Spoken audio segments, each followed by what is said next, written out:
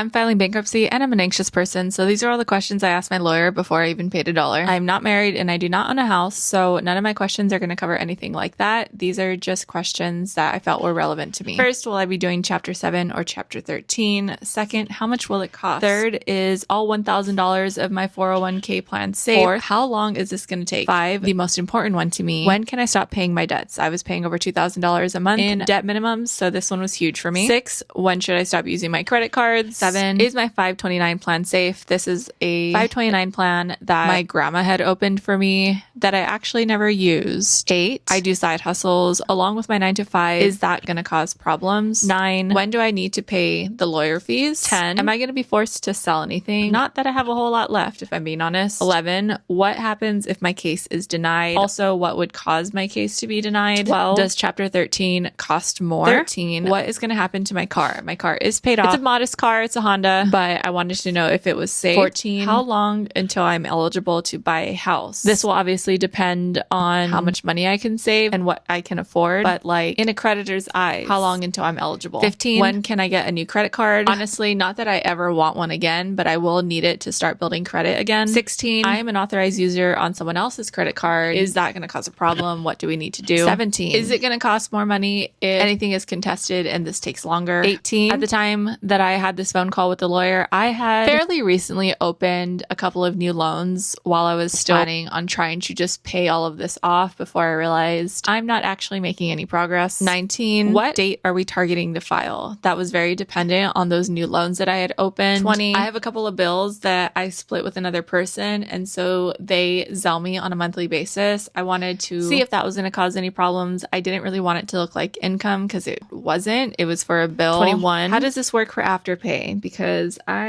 am guilty of having some Afterpay accounts open. And 22, do I need to tell my banks that I'm filing? I did ask more questions that were more related to the specific paperwork that they had me fill out, but these are the general questions that were relevant to me that I asked. And my lawyer was gracious enough to answer all of these before I even paid them anything, which I was quite thankful for.